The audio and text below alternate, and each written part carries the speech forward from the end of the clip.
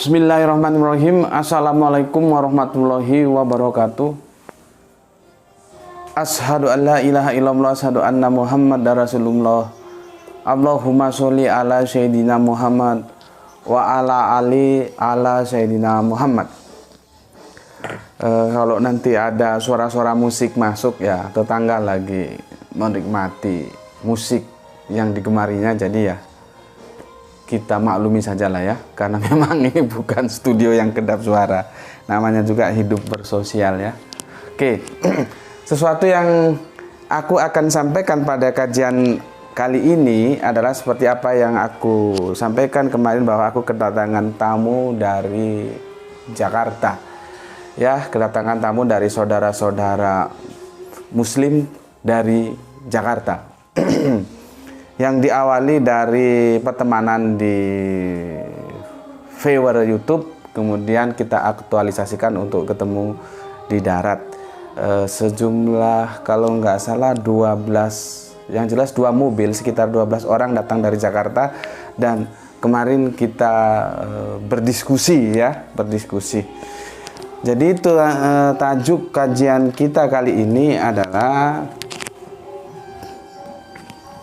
ini gini, tamu dari Jakarta ya. Ada apa? Karena ini yang kita bahas kemarin. Ada apa ya? Waktu ada apa dengan waktu ibadah kita, nih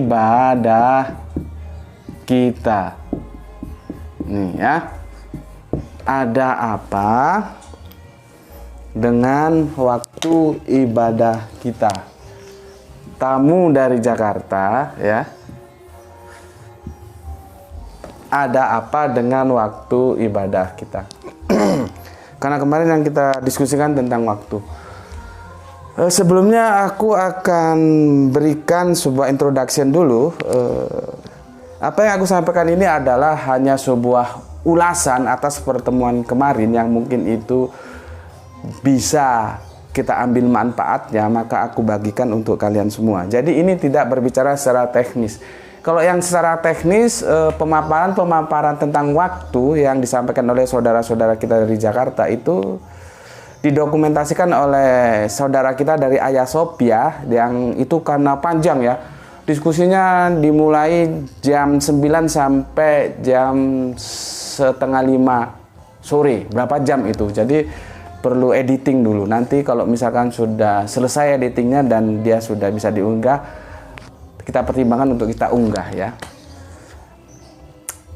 Sesuatu lagi yang menarik ya, saya banyak terima kasih untuk semua saudara-saudaraku yang ada di Sulawesi, yang ada di Jakarta, yang ada di Borneo, Kalimantan, dan dimanapun berada. Kemarin ada sempat telepon masuk dan aku lagi keluar yang menanyakan khususnya keselamatan Gus Beti dan pada umumnya keluarga Gus Beti, dan aku ucapkan alhamdulillah atas apresiasi kalian semuanya, dan alhamdulillah juga Gusti Allah Engkang Maha Agung masih memberikan keselamatan pada kami semua, sehingga saat ini Gus Beti masih bisa memberikan kajian-kajian untuk kalian semua. Jadi begini, yang menarik ya, kami diskusi dari jam 9 sampai jam setengah 5 ya, setengah 5 asar itu ya, pada asar. Di ujung diskusi itulah terjadi gempa ya, gempa dengan ketinggian yang 6,7. Bayangkan 6,7 skala Richter. Jadi saking asiknya kami diskusi, begitu goyangan pertama itu atas itu, orang Jawa bilang horok gini, kami masih berpikir. Tidak lama kemudian goyangan kedua baru kami berhamburan semua, sandal, sepatu sudah nggak kepikir, lari semua keluar ya. Begitu ya, bayangkan 6,7 skala Richter, goyangannya kuat sekali ya, sehingga teman-teman diskusi ada sekitar 30-an orang lari berebut keluar semua, sudah nggak mikir sandal, nggak mikir sepatu, meskipun masih ada yang sempat pakai sandal ya. Tapi alhamdulillah selamat semua, dan aku ucapkan terima kasih untuk saudara-saudaraku semua yang menanyakan keselamatan Gus Bekti. Alhamdulillah selamat. Dan juga kita ikut berduka cita kepada saudara-saudara kita di Malang bagian selatan sana, dan di tempat-tempat lain Blitar dan Tulungagung yang mengalami kerusakan ya, baik kerusakan bangunan yang itu rumah maupun bangunan-bangunan jembatan, para sarana umum. Juga ada yang kecelakaan karena tertimpa akibat gempa. Semoga ujian ini segera berakhir dari kita, dan Gusti Allah Engkang Maha Agung dengan Rahman Rahimnya melindungi kita dari ujian-ujian ini. Oke. Bahkan kemarin itu ternyata gempanya itu terasa sampai Singapura. Karena di antara peserta itu teman dari Jakarta ada yang membawa teman yang keluarganya ada di Singapura dan langsung telepon menanyakan keselamatan suaminya. Bayangkan betapa hebatnya gempa itu ya. Oke, kita kembali ke fokus. Tamu dari Jakarta, ada apa dengan waktu ibadah kita? Ya. Satu-satunya yang paling menarik tentang waktu itu ada di Quran ya, sebentar.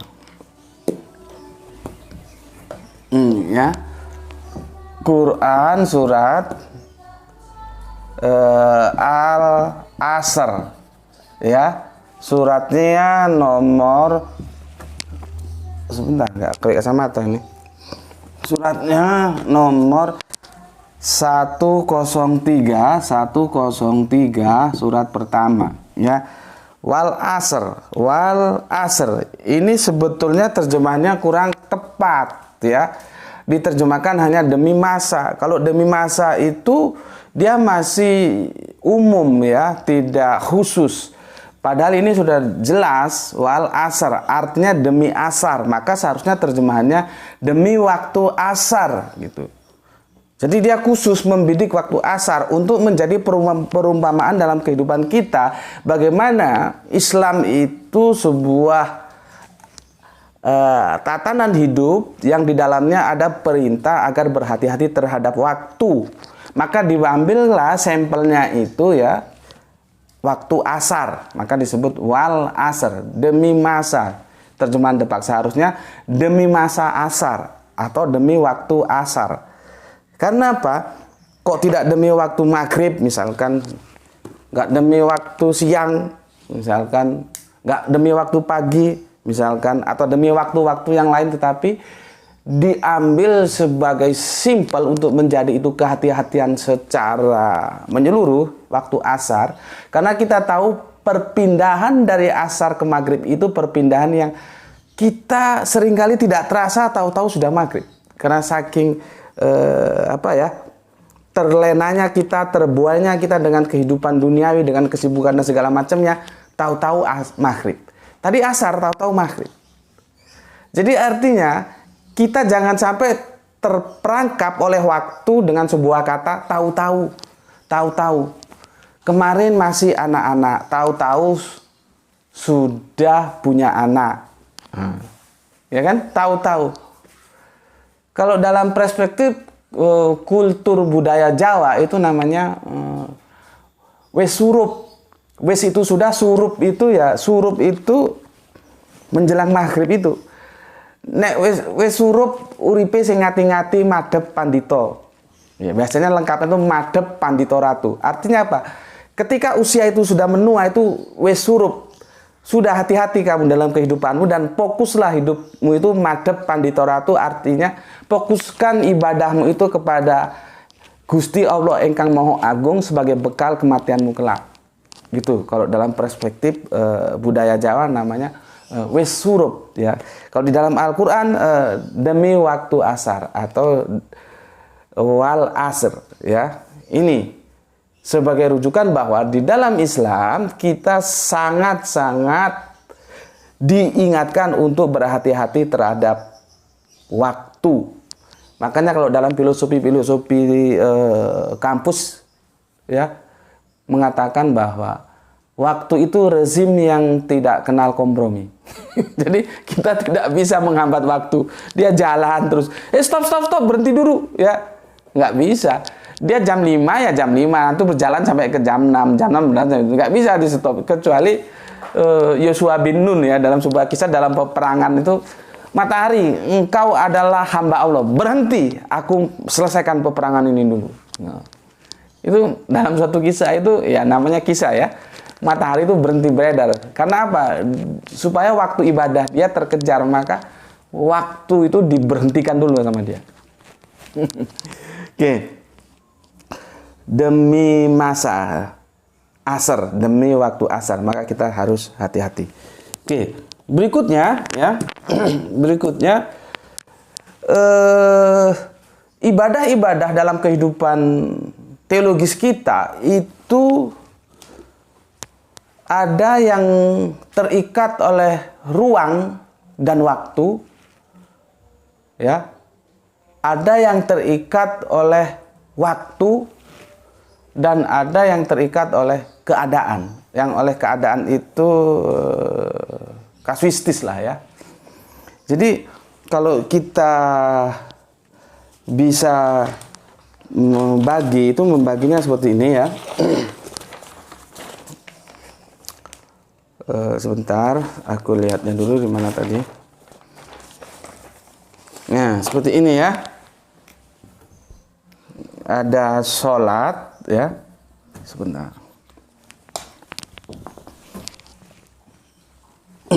Ini ya. Ada lampunya dihidupin kalau kurang gelap, kurang terang. Ada sholat ya. Ya. Ini aduh. Di sini masih nampak nih. Zakat ya. Sholat. Oke. Terus nanti aduh. Lain syahadat ya. Sholat ya. Zakat, baru puasa. Puasa dulu ya. Enggak dong, Le. Puasa dulu. Oke. Oh iya, puasa dulu baru zakat. Ya ini gunanya punya anak pinter gini. Syahadat, sholat, puasa, zakat, haji. Ya. Ini kan kita perhatikan. Ini terkait dengan ruang dan waktu ya. Maka di sini aku akan membicarakan ruang dan waktu.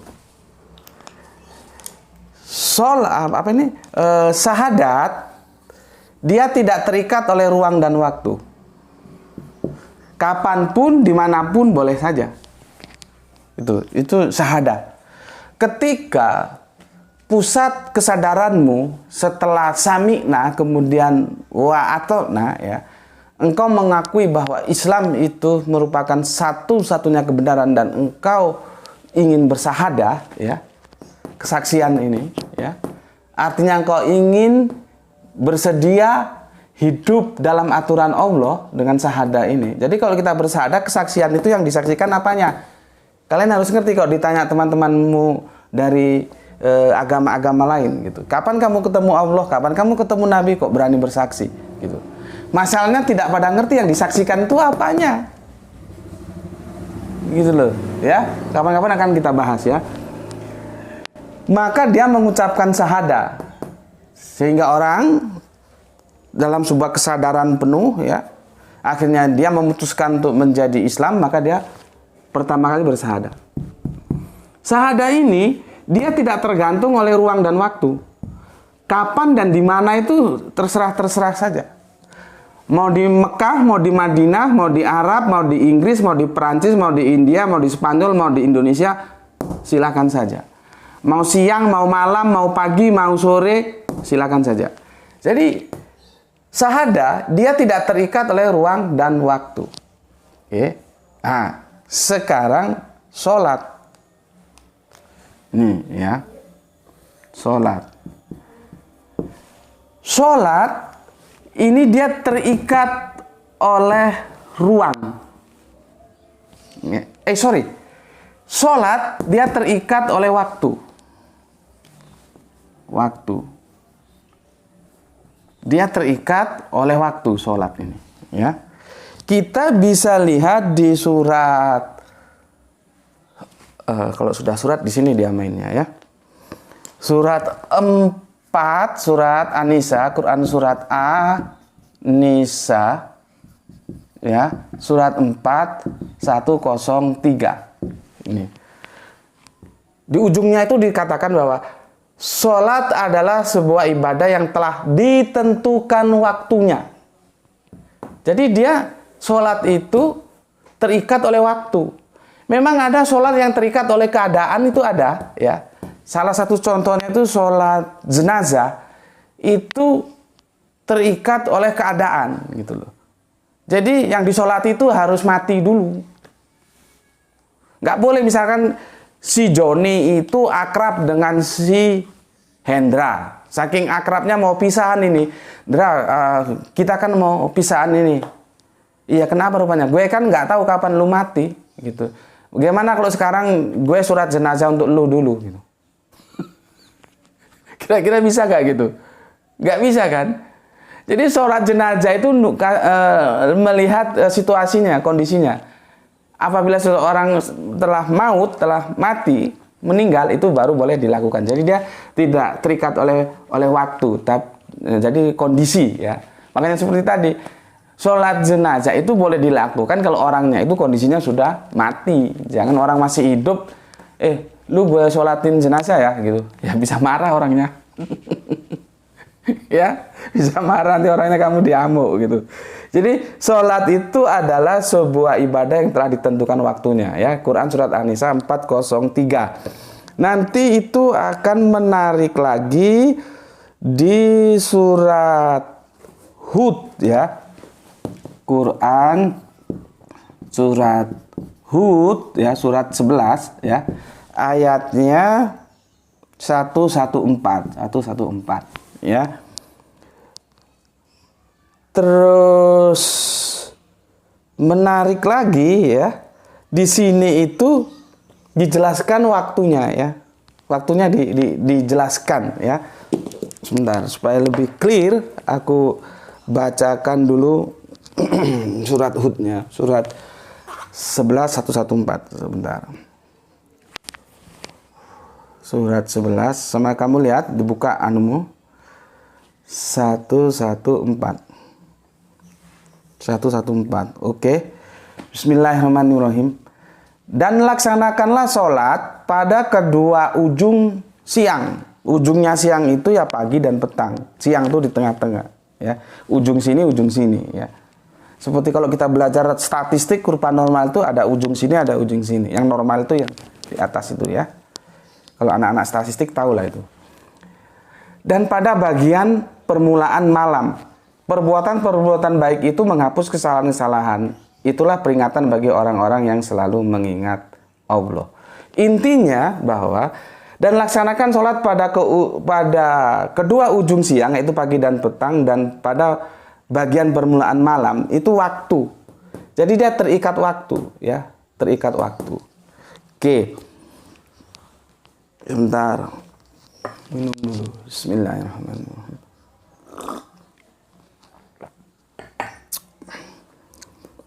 Maka di sini ini nanti 24 jam. Ini kok kita tambahin dengan informasi dari hadis, ya. Oke. Sekarang oh gini, aku tuntaskan dulu. Waktunya ini waktu mana ini? Waktu berdasarkan apa? Ya. Waktu berdasarkan apa? Kalau kita lihat hadis, ya, itu ada suatu hadis, aku panjang sekali, ya, hadisnya itu, karena itu dalam hadis itu diceritakan bagaimana malaikat Jibril mengimami kanjeng Nabi Muhammad yang sholat yang 5 itu, dan di situ dijelaskan waktu-waktunya. Jadi dalam hadis itu kan yang sering aku sampaikan bahwa khomsa sholawatin fil yaumil walailatin. Yaumil walailatin itu siang dan malam itu 24 jam. Jadi dalam lingkaran waktu 24 jam, ya. 24 jam ini 24 jam ini 24 jam, ya. Ini ada 5 sholat, ya. 5 5 sholat. Yang waktunya ditentukan. Mulai, katakanlah mulai maghrib, ya, isya, subuh, luhur, asar. Itu ya. Nanti aku jelaskan tentang nama-nama itu. Diikat. Itu seperti pertanyaan seorang Arab Badui kepada Kanjeng Nabi, kalau aku Islam apa yang harus aku lakukan? Maka Kanjeng Nabi menjawab, khomsa sholawatin fil yaumil walailatin. Perhatikan, yaumil walailatin, siang dan malam itu 24 jam. Maka dia dalam satu putaran satu hari itu 24 jam. Ya. Nih. Artinya sholat itu dia terikat oleh waktu, ya, kecuali seperti sholat-sholat yang khusus seperti sholat jenazah tadi, ya. Oke. Sekarang puasa. Nah, sebentar lagi kita puasa, ya. Aku kasih tanda-tanda dulu. Ini sholat, ya, sholat. Sekarang puasa. Puasa itu banyak sekali, ya. Di Quran surat Al-Baqarah suratnya 2, nomornya 183, terus ditambah lagi 185, ya. Coba kita lihat. Kamu juga lihat di anumu, di Al-Qur'anmu, ya. Kalau nanti aku keliru baca kan bisa bantu koreksi. 183, ya, 183. Begini, wahai orang-orang yang beriman, diwajibkan atas kamu berpuasa sebagaimana diwajibkan atas orang-orang sebelum kamu agar kamu bertakwa. Jadi kewajiban puasa itu sudah diwajibkan oleh Abrahamic Faith yang lalu, Yahudi dan Nasrani, ya.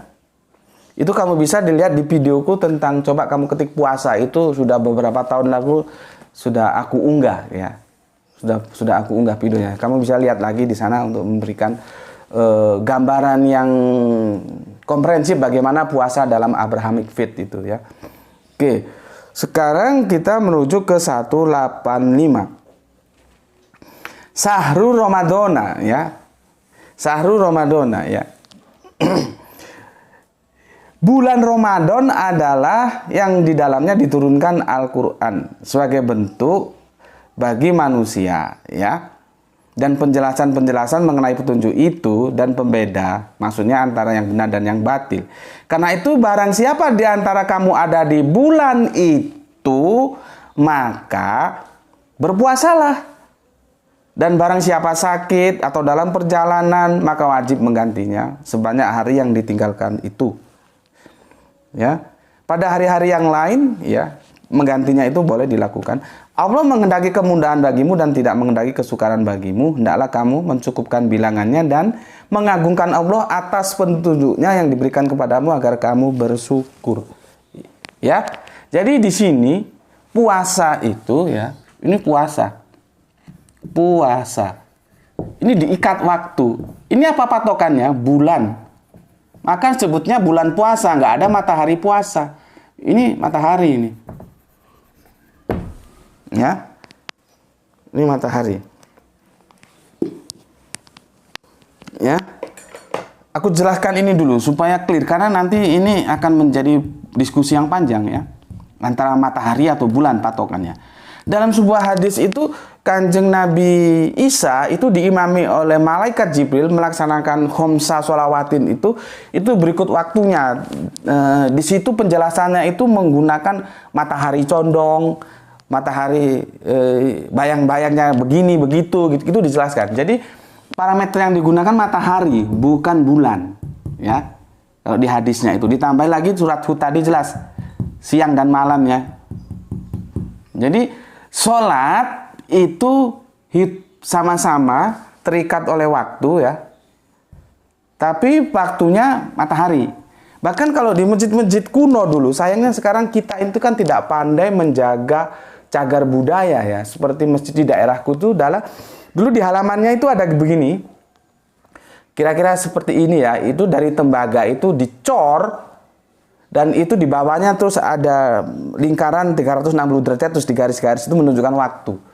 Nah, itu untuk menunjukkan waktu sholat dulu begitu. Sayangnya sekarang karena kemaruk terhadap modernisme ya, sehingga sebetulnya itu harusnya dipertahankan sebagai cagar budaya, bahwa sehingga kita bisa cerita kepada anak cucu kita, begini loh leh mbahmu dulu kalau lihat waktu sholat gitu ya. Sayangnya hal-hal seperti itu dibabat habis sehingga tidak bisa lagi kita lihat bendanya, tinggal cerita doang gitu.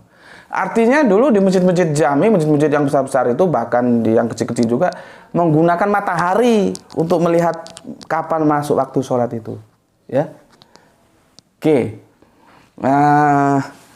Ramadan sudah ya, Ramadan sudah ya, puasa ya, maka disebut puasa bulan Ramadan ya, puasa bulan Ramadan. Nggak ada bulan matahari Ramadan tuh nggak ada, mesti bulan Ramadan, karena hitungannya bulan ini hitungannya bulan bukan matahari ya.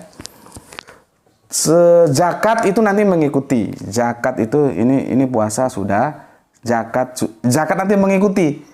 Karena apa? Kita bayar zakat itu setelah puasa selesai, malam Idul Fitri sampai sebelum sholat Id. Jadi hitungannya tetap aja ini sebetulnya hitungannya ya bulan juga ini ya. Oke. Sekarang haji ya. Haji itu di sini dia. Sama-sama di Quran surat Al-Baqarah ya, surat 2, nomor suratnya 189 ya dan 197 ya. Ini haji ya. Ini haji. Hitungannya apa nanti? Apakah matahari ya? Apakah bulan? Ya, kita lihat di sini. 189. Kamu juga buka Al-Qur'anmu ya. 189.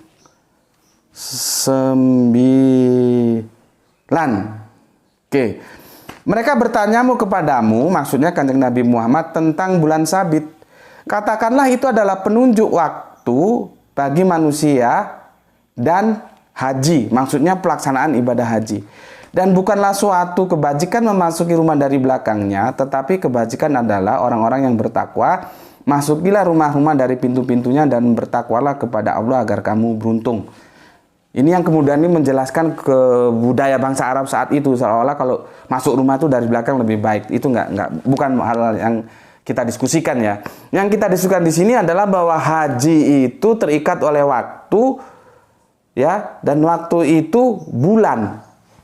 Ya. Aku ulangi, mereka bertanya kepadamu, Kanjeng Nabi Muhammad maksudnya, tentang bulan sabit. Katakanlah itu adalah petunjuk waktu bagi manusia dan haji, maksudnya ibadah haji. Jadi haji itu diikat oleh waktu dan waktunya itu bulan.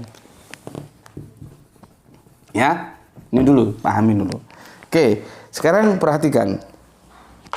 Ya, perhatikan. Haji ini tadi ya, sholat diikuti oleh waktu. Waktunya apa? Matahari ya. Puasa itu diikat oleh waktu. Waktunya apa? Bulan. Ya, bulan. Zakat ini juga mengikuti karena dia bagaimana nanti puasa berakhir ya. Haji itu juga terikat, tapi dia terikat oleh ruang dan waktu. Nih. Ya. Jadi ruangnya ditentukan mana. Namanya haji itu nggak ada. Misalkan kamu mau naik haji kemana? Ke Spanyol itu. Kalau Spanyol itu kamu mau lihat sepak bola itu, ke Italia lihat sepak bola gitu. Mau ke India misalkan, itu kamu mau lihat bagaimana gerakan-gerakan tari Hema Malini itu. Kamu tahu, Hema Malini itu bintang film India tahun 70-an itu yang tarian klasik Indianya sangat bagus sekali. Ya. Yang namanya haji itu yang nggak ke Italia, nggak ke Spanyol, nggak ke India, kemana? Makkah, Madinah.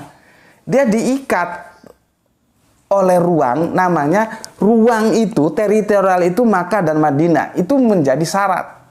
Nggak ada naik haji ke tempat-tempat lain selain waktu yang aku sebut tadi, misalkan ke Pakistan naik haji, nggak ada. Ke Amerika nggak ada, nggak bisa. Yang namanya haji itu ya Mekah, Madinah. Waktunya kapan? Ini diikat oleh waktu, yaitu pada bulan haji. Jadi ini bulan. Oke ya. Dari sini kita tahu, ini yang disebut kalau kita ngaji Iqra, masih anak-anak dulu namanya rukun Islam ya. Kita tahu bahwa ibadah-ibadah kita itu ditentukan oleh waktu ini. Ya. Jadi artinya kita nggak boleh sembarangan ibadah karena terikat. Ruangnya kita sisihkan dulu ya. Yang ruang jelas tadi ya, haji tadi ya. Dia diikat oleh ruang dan waktu ya. Kalau syahadat itu tidak terikat ya. Tapi yang sholat, puasa, zakat ya dan haji itu nih.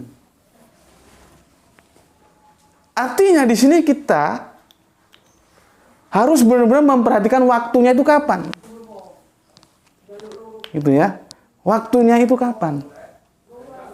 Gitu. Ya. Karena kalau waktunya salah ya secara fikih kalau waktu bukan pada waktunya misalkan gini, kamu naik haji tapi bukan di bulan haji, ya nggak oleh, yaitu umroh namanya bukan haji. Kamu sholat maghrib tapi waktunya nggak di maghrib, ya nggak oleh, gitu loh. Ya, oke. Sudah mulai gelap tuh ya. Aku hapus ini ya, waktu. Aku hapus. Nih. Sekarang kita berbicara tentang pembagian waktu ya. Waktu itu kan secara global itu terbagi menjadi dua dan itu semua perspektifnya itu teologis agama, bukan budaya. Makanya aku bilang sekali lagi, agama itu di atas budaya. Bukan budaya di atas agama. Kita tuh waktu ini lah, waktu yang kita miliki itu semua terbangun atas pemahaman-pemahaman dari agama, bukan dari budaya. Meskipun dari budaya ada, bahkan di dalam sebuah diskusi antropologis, sebuah suku bangsa itu dinyatakan unggul apabila dia sudah punya huruf tersendiri, punya bahasa tersendiri, punya penanggalan tersendiri, itu bisa dikatakan dalam kategori budayanya unggul. Dan itu dipenuhi oleh suku Jawa kalau dari Nusantara ini. Suku Jawa itu mereka punya bahasa sendiri, bahasa Jawa, punya huruf sendiri, huruf Jawa, punya penanggalan sendiri, penanggalan Jawa yang aku bilang kemarin ada pasaran, pon, wage, legi, paing, itu cara saudara Jawa kita menghitung waktu, gitu ya. Oke. Kita berbicara dalam konteks dunia global yang tidak, karena kalau budaya itu lokal ya, global mendunia, maka kita tahu perhitungan waktu itu terbagi menjadi dua ya, dua. Pertama dulu Masehi. Masehi ya. Kalau kita berbicara Masehi ya, ini ujung-ujungnya nggak bisa enggak. Ini larinya begini loh ya. Ada sebuah nama, ini nanti ujung-ujungnya begini, Gregorian ini. Gregorian. Ya. Ujung-ujungnya juga berbicara, Masehi itu dihitung atas peredaran matahari. Matahari itu apa? Samsiah. Ya. Samsiah dia. Dan ini ujung-ujungnya, nanti itu akan berbicara tentang patokannya itu siapa? Yaitu kelahirannya Yesus Kristus. Yesus Christ. Ya. Sekarang kita lihat bagaimana Hijriah. Sama saja Hijriah. Ya. Ini Hijriah. Nanti ujung-ujungnya begini juga. Di sini peredarannya bulan atau komaria. Ya. Di sini dulu itu terjadi perdebatan ya, kapan dimulainya waktu Hijriah itu. Akhirnya disepakati ketika hijrah. Ya, hijrahnya Islam itu ya, dari Makkah Madinah itu hijrah. Dulu ada yang mengusulkan ketika bukan hijrah, ada waktu-waktu lain ya. Tapi akhirnya disepakati hijrah. Dan ada satu sosok, di sini ada Gregorian, di sini ada sahabat Umar bin Khattab. Sama. Yang kalian perhatikan di sini tidak dia akan bersinggungan dengan agama teologis. Di sini Yesus Kristus, di sini adalah hijrah dalam perspektifnya yaitu Islam. Jadi kalau kita tarik ke sekarang, ini Kristen ya, ini Islam. Begitu. Jadi yang kita ikuti, yang kita pakai global secara mendunia sekarang hitungan ini Gregorian ini berdasarkan peredaran matahari. Sementara kalau Hijriah Islam itu peredarannya bulan. Nih ya. Tapi sesuatu yang aku sampaikan kepada kalian, tidak dia bersentuhan dengan teologis, dengan agama. Nih. Ya. Dan hitungan-hitungan ini pun jelimet. Makanya kalian nggak usah kaget kalau Paus mengatakan bahwa 25 Desember sebagai kelahiran Kanjeng Nabi Isa atau yang disebut saudara kita Yesus Kristus itu perlu dikoreksi ulang. Artinya apa? Ada kesalahan-kesalahan hitung.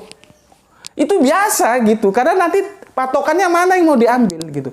Ini juga nanti biasa ini berbeda. Ini karena patokannya dia sudah beda. Di sini matahari, di sini rembulan. Pertanyaannya, dalam ibadah ya, kita itu patokannya mana? Matahari atau rembulan? Syamsiah atau Komariah? Masehi atau Hijriah? Nah, kalau kita lihat ini, makanya aku sudah gambarkan ini semua ya. Dua-duanya kita pakai. Yang jadi masalah, kapan kita pakai waktu berdasarkan peredaran matahari, kapan kita pakai waktu berdasarkan peredaran bulan. Kapan kita bermain dalam perspektif Komariah, kapan kita bermain dalam perspektif Syamsiah. Seperti aku sudah jelaskan tadi, kalau sholat itu dia Syamsiah, dia matahari. Tapi kalau haji ya dan puasa itu bulan. Perspektifnya Komariah nih. Artinya dua-dua ini dipakai. Dalam Islam itu dipakai keduanya. Ya. Ya Syamsiah, ya Komariah. Maka dari ini kita tahu ini akan tergugat.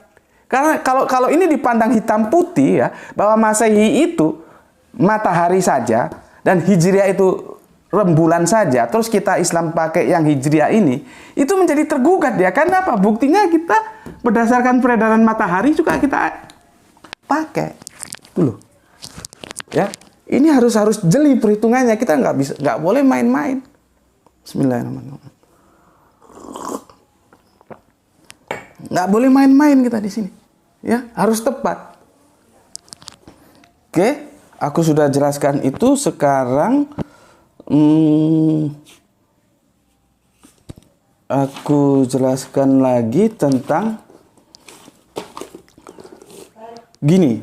Jadi aku masuk ke sini ke tamu dari Jakarta kemarin. Begini, ini tamuku dari Jakarta. Terima kasih atas kunjungannya para saudara-saudaraku dari Jakarta ya, meluangkan waktu, tenaga, biaya jauh-jauh dari Jakarta hanya untuk ketemu Gus Beti. Itu bagiku sebuah kehormatan, dan tentunya sebagai menyambut kehormatan itu aku juga mengajak teman-teman lain untuk kita sharing. Yang aku sudah ceritakan, kami diskusi dari jam 9 sampai jam setengah 5 sore ya. Terus ada gempa tadi tuh yang aku ceritakan, semua berhamburan ya. Teman-teman kita ya yang dari Jakarta itu kalau ditanya kemarin kelompoknya, supaya kita mudah menyebut dari kelompok mana, itu sebagai sebutan saja sebetulnya. Itu mereka menamakan diri penyiar tauhid. Jadi untuk gampangnya aku sebut saudara kita penyiar tauhid dari Jakarta gitulah ya. Kalau aku kan bernaung dalam lembaga dakwah Arimatea dan AMSR, Al-Quran menurut Sunnah Rasul ya. Kalau dakwah itu aku di Arimatea ya, advokasi, rehabilitasi, imunisasi, akidah terpadu, efektif dan aktual. Terlalu jelimet, terlalu panjang, terlalu akademis. Gampangnya Arimatea itu menyampaikan Islam, mencegah pemurtadan. Nah, itu aja lah ya. Ada sesuatu yang menarik ya, yang ditawarkan oleh saudara kita dari Jakarta. Itu suatu sistem perhitungan ya. Perhitungan waktu. Jadi jamnya itu mereka berputar seperti tawaf itu. Nggak seperti jam-jam yang kita punya ini, nggak. Berputarnya arahnya berbalik, ya, jarum jamnya. Saudara kita itu menawarkan subhanallah loh ya, bagus sekali ya. Tentunya dalam kerangka berpikir akademik kita itu tidak bisa langsung menerima begitu saja tanpa menelaah dulu. Jadi kami ya, saya khususnya itu menampung informasi yang disampaikan oleh teman-teman dari Jakarta. Menampung itu kalau perspektif Qur'annya sami'na dulu.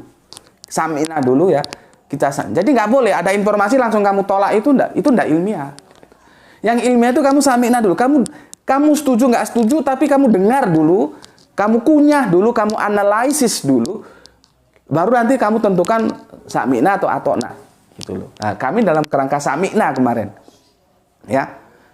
Dalam kerangka menampung dulu, kemudian melakukan analisis komparasi ya, perbandingan bagaimana, karena bisa saja meskipun katanya ayatnya ini, tetapi ternyata ayat itu kita menafsirkannya secara berbeda, kan berbeda juga pendapatnya. Tapi bagiku suatu yang sangat istimewa ya, sangat istimewa, benar-benar spektakuler. Cara menghitung waktu kalender itu yang ditawarkan oleh saudara kita dari Jakarta. Benar, spektakuler sekali ya. Makanya dari teman-teman lain, misalkan ada teman-teman dimanapun kalian berada, PO dari Gus Putih yang ingin mengundang saudara-saudara kita penyiar tauhid untuk memberikan katakanlah sebuah kajian tentang waktu, tentang penanggalannya, nanti aku 100% bersedia untuk mengkoneksikan, menghubungkan ya. Silakan WA aku nanti kalau memang mau mengundang beliau-beliaunya yang terhormat dari Jakarta, aku akan bantu. Silakan bisa WA ke aku ya. Intinya begini, saudara-saudara kita yang dari Jakarta itu menawarkan perhitungan waktu yang Qur'ani. Jadi intinya teman-teman kita dari Jakarta itu mengajak kita kembali ke Qur'ani, berquran gitu ya. Dalam ini khususnya tentang waktu. Ya. Jadi yang menjadi patokan itu adalah Mekah. Apa yang terjadi di Mekah gitu. Yang menjadi patokan waktunya itu Mekah. Nah, ini yang menarik ya. Nanti secara teknisnya di video yang aku sebut tadi ya, yang sudah disorting oleh saudara kita dari Ayah Sophia. Nanti kalau sudah rampung editing, kalau memang dipertimbangkan perlu untuk diunggah, nanti aku unggah ya. Ini aku hanya memberikan presentasi atau laporan pertemuan kemarin saja ya. Ini sudah aku hapus ya, bahwasanya semua waktu itu, kalender itu ya, perspektifnya tetap aja agama yang kalau kita ujungnya Kristen dan Islam, Masehi dan Hijriah ya. Bukti bahwa teologis agama itu di atas budaya. Oke ya, ini clear ya. Aku hapus. Kemarin hari apa, Kemarin hari Sabtu ya. Sabtu, mana tanggalan? Sabtu tanggal berapa, Ya, Sabtu tanggal 10 bulan 4 2021. Ini. Gini Mas, ya, aku jelaskan. Gini Mbak, gini Pak, ya. Kemarin itu kami diskusi dengan saudara kami dari Jakarta ya.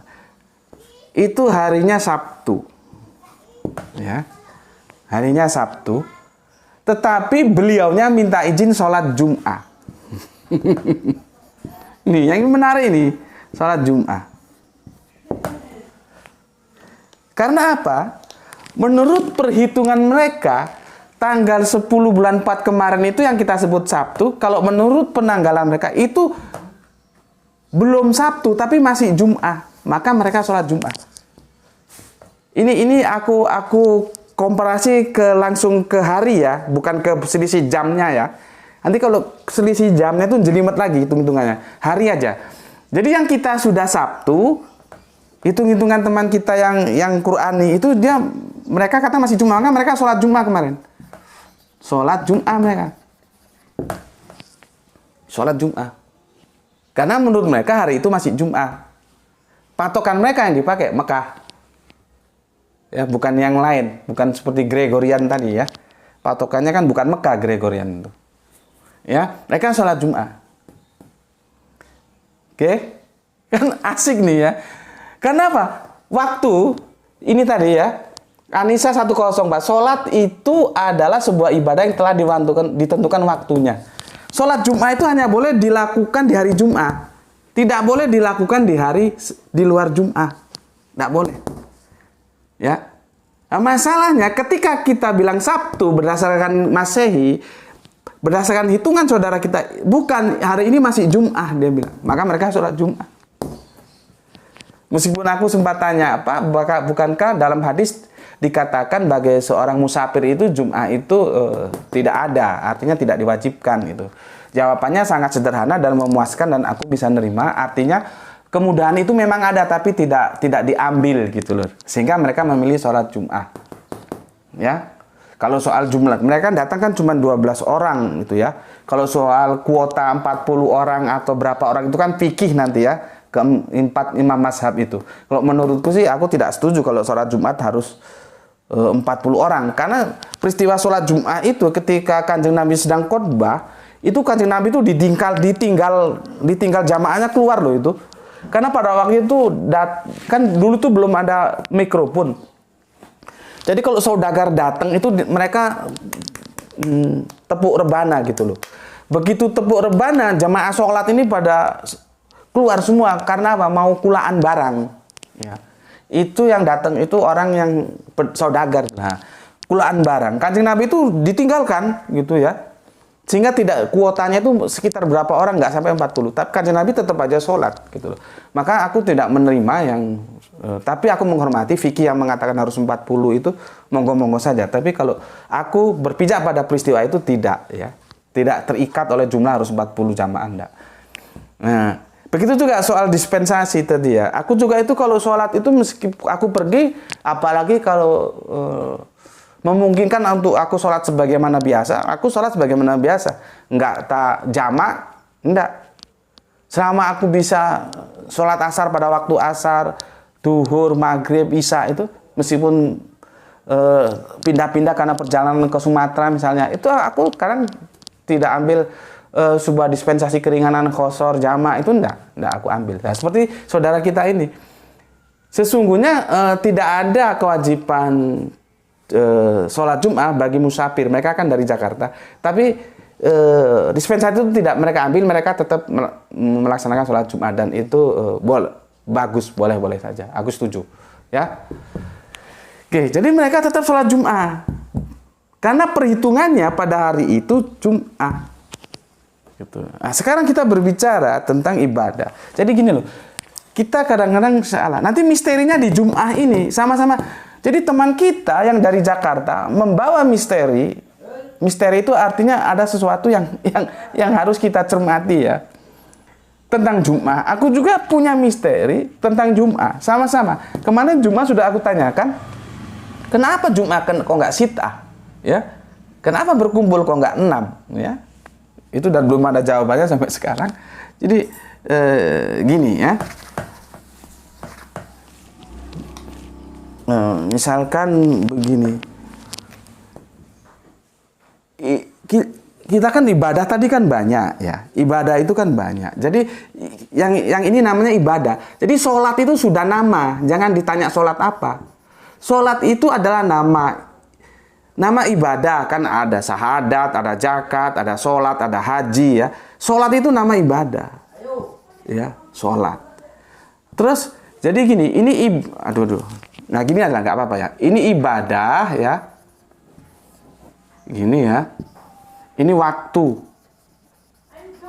Ya. Sholat adalah ibadah yang telah ditentukan waktunya. Jadi ada sholat. Waktunya kapan? Ya, isya. Ya. Nanti ada lagi namanya tetap sholat. Waktunya kapan? Maghrib. Ada lagi sholat. Waktunya kapan? Supaya teratur begini. Isya, terus subuh. Ya. Terus duhur. Terus nanti asar. Nanti maghrib. Ya. Jadi 1, 2, 3, 4, 5. Ya. Ahad, Isnain, Sulasa, Arba'ah, Khomsa, ya. Ini sholat, ini juga sholat, ya. Kita, karena ketidakpahaman kita, dikirain Isya itu nama sholat. Sholat apa? Sholat Isya. Jadi sholat Isya itu menjadi nama. Sholat apa? Sholat subuh. Sholat apa? Sholat duhur. Sholat apa? Sholat asar. Sholat apa? Sholat maghrib. Sayangnya pemahaman kita itu dikirain Isya, subuh, duhur, asar, maghrib itu nama sholat. Bukan. Ini bukan nama sholat, tapi nama waktu. Karena sholat itu sendiri sudah nama. Nama apa? Nama ibadah. Ibadah kan macam-macam. Ibadah namanya apa? Sholat. Dia terikat oleh waktu. Kapan dikerjakan? Waktu Isya, waktu subuh, waktu duhur, waktu asar, waktu maghrib. Nih. Nah, jadi, kan ini sudah dibilang tadi, ditentukan waktunya ya. Nanti ada di sini, yang ini yang khomsa tadi, khomsa sholawatin fil yaumin wa lailatin. Hitungannya 24 jam. Ya. Hitungannya 24 jam. Matahari dia. Matahari. Yang ini sholat Jum'ah. Ya. Sholat. Ada lagi ini sholat, ya. Ini Jum'ah. Nah, ini menarik ini. Ini kena leh. Sholat Jum'ah, ya. Ini sholat Jum'ah. Perhatikan. Sholat, ya, adalah sebuah ibadah yang telah ditentukan waktunya. Ada sholat, jadi setiap waktu ada sholatnya, tiap sholat ada waktunya, gitu. Sholat, waktunya kapan? Asar. Boleh nggak ini dikerjakan di luar asar? Nggak boleh. Karena sudah ditentukan asar. Kamu sholat subuh di waktu duhur? Nggak boleh. Ada sholat subuh di waktu subuh. Ya, jadi ada sholat duhur tuh waktunya ditentukan duhur. Di luar duhur dia nggak boleh. Sholat asar, kapan waktunya asar? Sholat apa? Maghrib, kapan waktunya maghrib? Di luar maghrib nggak boleh. Kita tidak bicara tentang dispensasi jamak qashar dan segala macamnya nggak ya? Ini bicara umum, nggak boleh. Sholat Isya adalah sebuah ibadah sholat yang hanya boleh dilakukan di waktu Isya. Di waktu lain-lain nggak boleh. Nah, itu juga sholat Jum'ah. Nah, ini nanti kembali ke surat sebentar. Sholat Jum'ah itu sebentar, aku sudah catat tadi ya supaya enak. Sholat Jum'ah sebentar. Aku lihat dulu, minum dulu supaya lancar. Bismillahirrahmanirrahim. Itu ayatnya nomor 9, sholat Jum'ah itu ya. Sholat Jum'ah. Gini aja ya. Aku lihatkan di sini aja sholat Jum'ah ya. Bentar, aku cari di sini. Sholat Jum'ah. Sholat Jum'ah. Ini tadi sudah ini ketemu dia. Ayatnya nomor 9. Kamu cari sholatnya 62 ya. 9. Begini, bismillahirrahmanirrahim ya. Surat Al-Jum'ah ya, ayatnya nomor 9, surat 62. Wahai orang-orang yang beriman, apabila telah diseru untuk melaksanakan sholat pada hari Jumat, ya. Jadi di sini yaumil jumu'ati, yaumil, hari. Jadi ini terikat oleh hari, ya. Hari Jumat. Jadi yang mau aku jelaskan, ini ikatannya hari Jumat. Satu hari itu berapa? 12 jam. Kalau ini cuman hampir 3,5 jaman kalau kita ambil rata-rata waktunya. Isya 3,5 jaman, subuh 3,5. Ini rata-rata ya. Duhur 3,5 jaman, asar 3,5, maghrib 3,5. Tapi Jumat enggak. Hari 12 jam dia. Dia diikat oleh 12 jam. Ini pertarungannya pikih nanti. Karena orang-orang dikirain sholat Jumat itu hanya boleh pada waktu duhur saja. Dia tidak pernah membaca hadis bahwa Kanjeng Nabi Muhammad itu pernah melaksanakan sholat Jumat itu sebelum duhur pernah, duhur pernah, setelah duhur pernah. Tapi akhirnya publik diambil gampangnya saja. Semua orang kalau sholat Jumat itu ketika masuk duhur. Padahal tidak ada satu hadis pun mengatakan sholat duhur itu, sholat Jumat itu maksudnya ketika masuk sholat duhur. Karena akan kacau. Waktu duhur itu dia 3,5 jam. Sedangkan waktu Jumat itu 12 jam.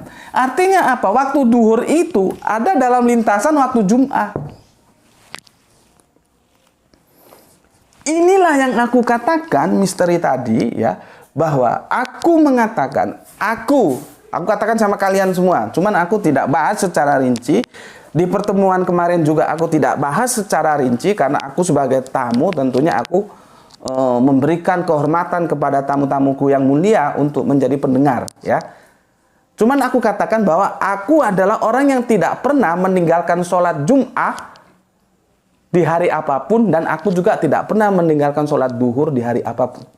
Bagiku Jumat dan duhur itu sama-sama perintah dan sama-sama harus dilakukan. Tidak ada ceritanya Jumat dan duhur atau duhur dan Jumat itu bisa saling merukso. Nggak ada.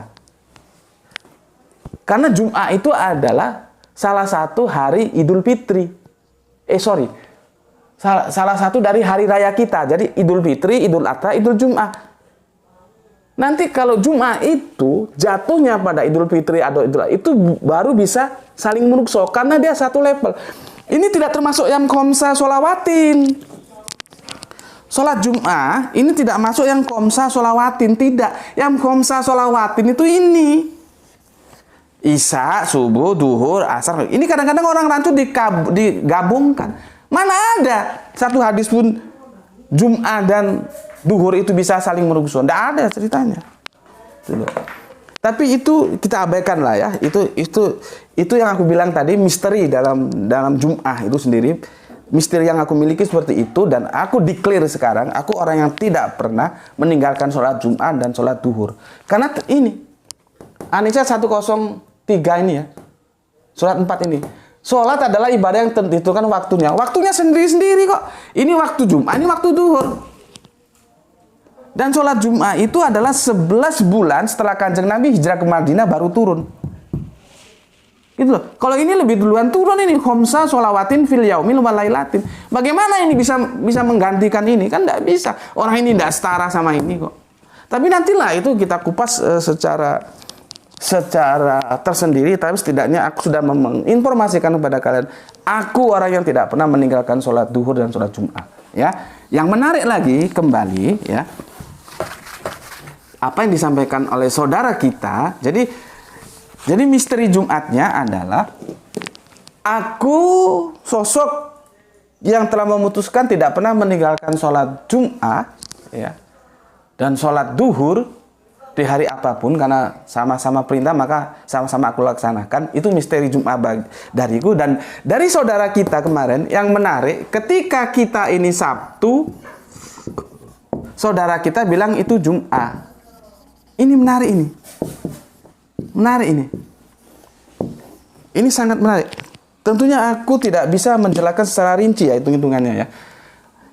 Karena kalau kita salah, karena sholat itu nggak boleh ngawur, waktunya sudah ditentukan itu. Sementara kalau Gregorian kemarin itu dia Sabtu, mereka bilang Pak ini Jumat. Karena ini pakai hitungan Mekah. Ini Gregorian itu Inggris atau mana itu ya? Lupa aku. New Zealand, Inggris ingatku ya. Kalau ini Mekah hitungannya. Ya. Ini Mekah. Maka dia bilang hari itu masih Jumat dan mereka melaksanakan sholat Jumat. Dan kita persilakan, kita kasih ruang mereka sholat Jumat, oke, gitu ya. Nah, inilah yang kelihatannya sepele ya, tapi itu menjadi menarik untuk kita bawa ke dalam ranah diskusi. Ya. Sehingga nanti untuk menentukan, kan begini, Kanjeng Nabi itu kan kehidupannya mengalami waktu Masehi kan. Sedangkan Hijriah itu tadi aku gambar itu sahabat Umar.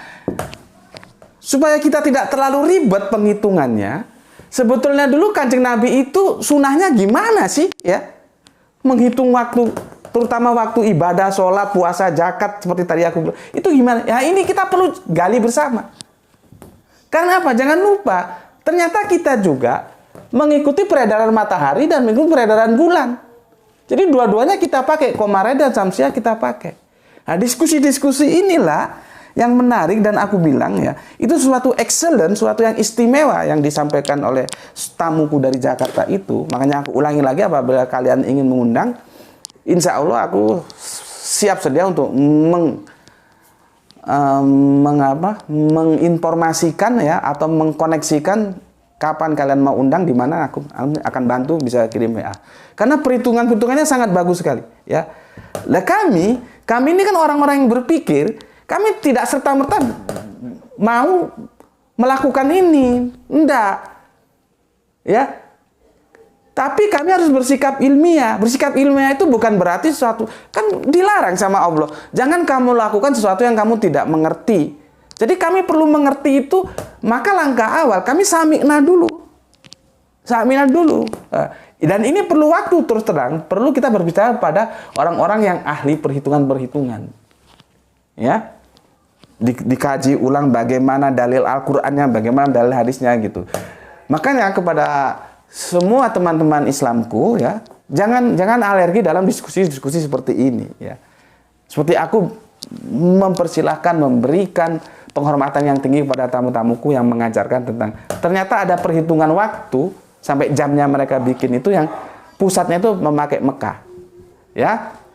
Nah, dari sini semua kita tahu nanti kenapa terjadi perbedaan awal puasa, perbedaan hari raya. Ya karena patokannya berbeda. Belum lagi nanti ada yang berdasarkan ru'ya, ada yang berdasarkan hisab, itu berbeda lagi nanti. Kemungkinan-kemungkinan itu biasa karena kita berbicara dalam lintasan waktu yang panjang. Seperti Paus mengatakan, Yesus itu lahir 25 Desember. Nah, itu perlu dekonstruksi lagi. Kapan sebetulnya Yesus dilahirkan?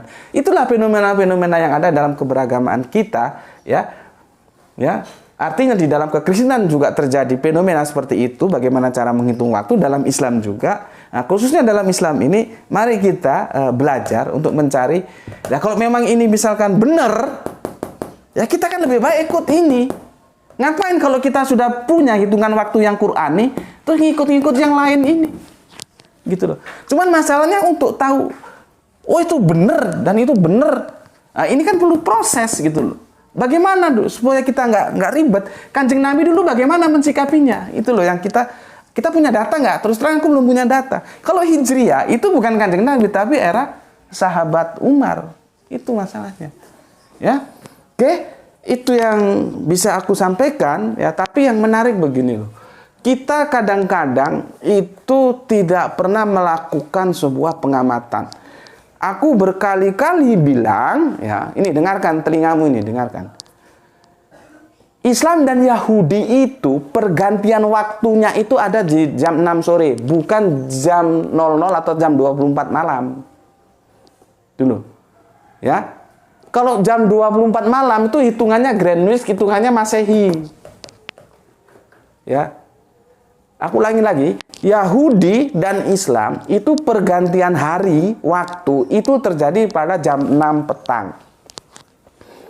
Sebetulnya kita Islam ini merasakan itu, tapi tidak teliti gitu loh. Maka kita selalu terbawa perhitungan waktunya itu bergantiannya seperti kalau tahun baru itu jam 24 atau 00 tengah malam. Bukan itu, blok. Gitu loh. Kamu hanya merasakan perbedaan itu ya ketika malam Idul Fitri, dan kamu sebetulnya mengakui itu, tapi kamu tidak mengambil itu sebagai ibroh, sebagai ilmu, sebagai pengetahuan untuk kamu pegang bahwa kita Islam itu sama dengan Yahudi, pergantian waktunya maghrib. Contohnya yang kalian mengerti itu pada saat Idul Fitri, ketika jam 6 ya di puasa terakhir sudah adzan, langsung itu beduk. Kalau kami ya, kami di desa, beduk itu bertalu-talu ya. Terus apa namanya, Le? Takbir ya. Takbir itu bertalu-talu karena itu sudah berganti waktu. Ya, pergantian waktu itu kita hanya peringati 1 tahun itu sekali, hanya di Idul Fitri saja. Setelah itu kita ngikuti yang 24 jam itu tengah malam itu loh. Coba. Kan ini kan kalau orang Jawa bilang ngenes, ente punya perhitungan waktu tapi ikut perhitungan waktu orang lain itu loh. Ya. Makanya sekali lagi aku ucapkan terima kasih untuk saudara-saudaraku yang sudah datang jauh-jauh dari Jakarta, memberikan sebuah pemikiran yang bagi kami istimewa, excellent, sangat menarik ya.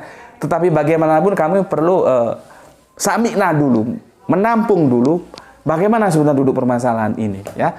Itu dari aku, dan sampai ketemu lagi. Terakhir, aku ulangi yang 3 kalinya. Teman-teman, kalau ada yang menghendaki kajian yang disampaikan oleh saudaraku dari Jakarta itu, bisa hubungi aku lewat WA ya. Itu, sampai ketemu lagi. Assalamualaikum warahmatullahi wabarakatuh.